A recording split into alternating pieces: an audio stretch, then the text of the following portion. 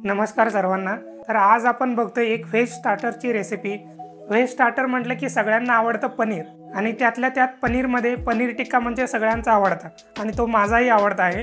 तर आज ही रेसिपी आपण घरच्या घरी सगळ्यात सोप्या पद्धतीने कसं करायचं ते बघूयात। तुम्हा सर्वांना माहितीच असेल की मोठमोठ्या रेस्टॉरंट किंवा धाब्यामध्ये पनीर टिक्का तंदूरमध्ये बनवतात।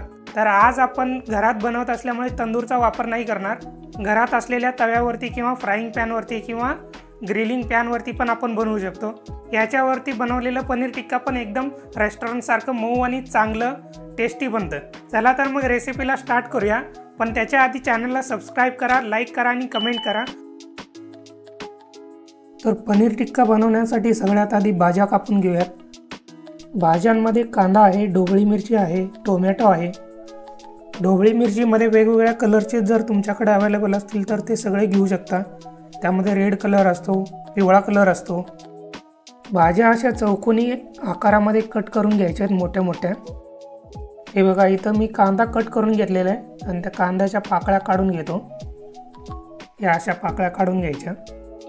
कांद्यामधून मोठमोठ्या पाकळ्या काढून झाल्यानंतर बारीक राहिलेला कांदा दुसऱ्या भाजीसाठी वापरू शकता। आता मी ढोबळी मिरची कट करून घेतोय, याला आपण शिमला मिर्च पण म्हणतोय।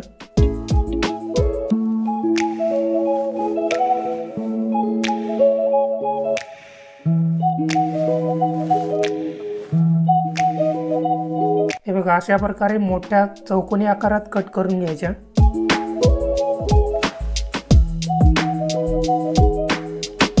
आता मी टोमॅटो पण मोठमोठे कट करून घेतो।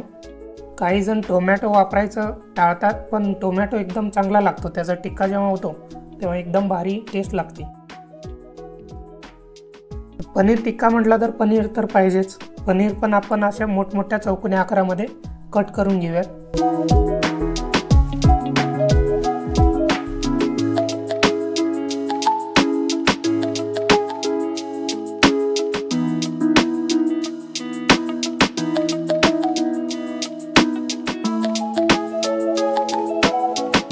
आता एका मोठ्या बाउलमध्ये 4 चमचे घट्ट दही घ्यायचे। ह्या दह्यामधून पाणी काढून टाकलेलं आहे। आता हे कसं तयार करायचं हा प्रश्न पडलेला असेल तुम्हाला। एक पातळ कापड घ्यायचं, त्या कापडात दही टाकायची, त्या कापडाचे चारी बाजू एकत्र बांधायचे, कापड पिळायचं, दह्यामधलं पाणी सगळं बाहेर येईल, म्हणजे घट्ट दही तयार होईल। आता दह्यामध्ये 1 छोटा चमचा हळद, 1 छोटा चमचा लाल मिरचीचा पावडर, 1 छोटा चमचा गरम मसाला, 1 छोटा चमचा काळी मिरीचा पावडर, अर्धा लिंबाचा रस, चवीपुरतं मीठ, 1 मोठा चमचा आलं लसणाची पेस्ट, आणि शेवटी बारीक कापलेली कोथिंबीर। हे सगळं टाकून चांगल्या प्रकारे मिक्स करून घ्यायचं आहे। हे बघा, दह्याबरोबर एकजीव झालेलं आहे चांगल्या प्रकारे। आता यामध्ये सगळ्या कापलेल्या भाज्या आणि पनीर टाकून चांगल्या प्रकारे मिक्स करून घ्यायचं आहे।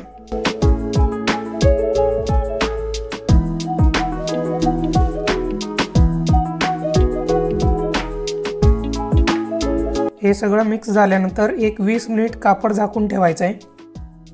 20 मिनिटानंतर आपण एका काडीला अशा प्रकारे भाज्या आणि पनीर लावून घ्यायचे आहेत। या अशा काड्या तुम्हाला दुकानात सहजपणे भेटून जातील। जरी नाही भेटल्या तरी आईस्क्रीमच्या बारीक काड्या असतात, त्या तुम्हाला दुकानात जरूर भेटतील, त्या पण तुम्ही यूज करू शकता।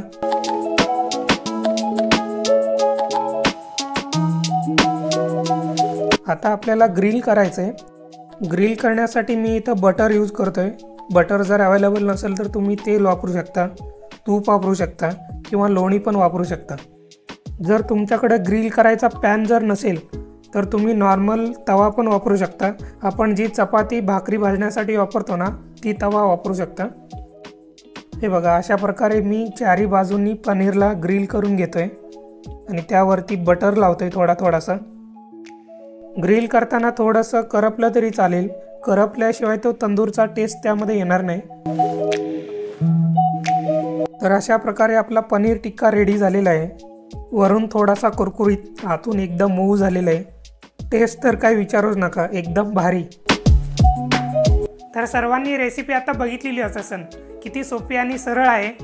घरच्या तव्यावरती आपण एकदम साध्या पद्धतीने बनवलं तरी एकदम टेस्टी आणि एकदम मऊ झालेलं आहे। रेसिपी आवडली असेल तर लाईक करा, कमेंट करा आणि चॅनलला सबस्क्राईब करा. त्याचबरोबर फेसबुक आणि इंस्टाग्राम पेजला पण फॉलो करायला विसरू नका. तर आता भेटूया पुढच्या एका व्हिडिओमध्ये नव्या रेसिपीसोबत. तोपर्यंत धन्यवाद.